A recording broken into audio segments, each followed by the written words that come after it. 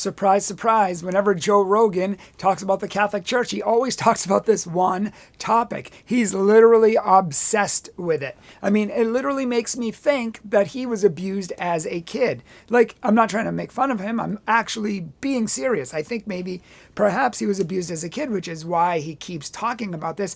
And he doesn't even have his facts correct. He doesn't even get hardly any information on this entire topic correct, but yet he's obsessed with it. Maybe because he has wrong information, or maybe because something happened to him and he is speaking out. I don't know.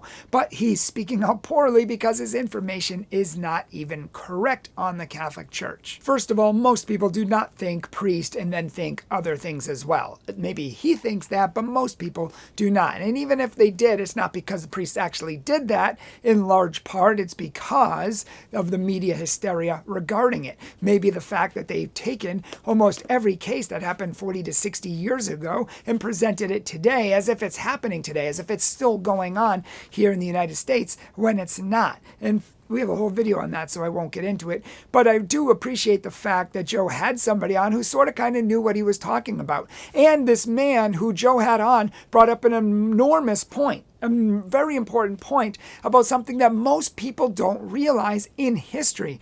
One of the reasons, one of the greatest contributors to the Catholic Church and her corruption at the time of the Protestant Reformation is the bubonic plague, is the Black Death. He's absolutely right about that, and most people don't realize this. Some of his facts, because I think he said, oh, somebody told me recently, which, okay, you get it, so all your facts aren't correct, and you're probably just trying to remember, off the top of your head, but by and large, he got most of it right, and he brings up a good point that the Catholic Church was doing well before this point, and he was also brought up the great point that it was doing bad after the point because the majority of priests who wanted to help victims, wanted to help people. I mean, he said a third of all of Europe died, right? There could have been up to half of Europe. Half of the population of Europe died. And who was helping them? Catholic priests. Now, of course, he was exaggerating the Catholic priests. Yes, they were the smartest people of the day because they were educated, along with nobles and kings and other highly educated people.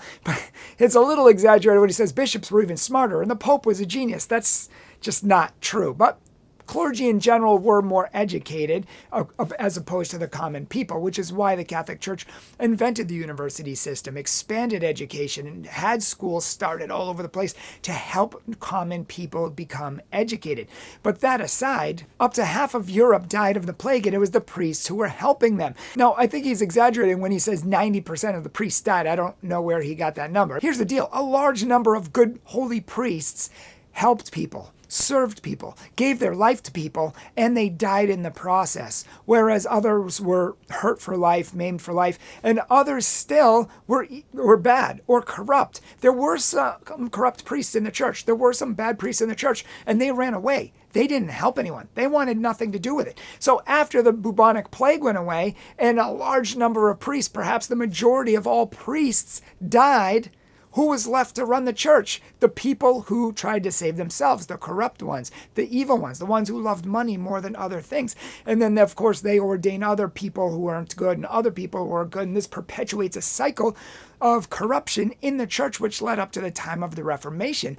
And most people don't realize the fact that the church was good before this, but it was because so many good priests died that some bad ones were left, and then that led to just a bad state in the church. A lot of people who weren't educated were teaching others. A lot of people who weren't holy were teaching others. A lot of people who hadn't gone to school and didn't know or had slacked off now were in charge and had positions of authority. That's never a good thing, but this is what led there. So this man's absolutely right. It wasn't just, the Catholic Church is evil. The Catholic Church is from the devil. The Catholic Church is corrupt. No, there's always historical circumstances that shallow people choose to ignore or are ignorant about. And this man's absolutely right. And this is a very interesting event of history that we need to keep in mind. So I appreciate the fact that he brought it up, but I'm not going to talk about it too much more because we're going to do a whole video on the Protestant Reformation and some of the reasons why it happened, including this one. Thanks so much for watching. If you want to follow us on social media, see it below. Facebook, TikTok, Instagram, Pinterest, all down below. If you would like us to come to your church to give a retreat, parish mission, theology on tap, Newman Centers, confirmation retreat, whatever, check out our website, catholictruth.org. And finally, if you would like to support our ministry, check out our Patreon and our PayPal. God bless you. Hi everyone, my name is Kate. I'm the video editor here at Catholic Truth, and I just wanted to say on behalf of all of us, thank you so much for taking some time to watch our videos and learn more about your faith. You guys really make this channel possible, and we truly appreciate you being here. So thanks again, and God bless.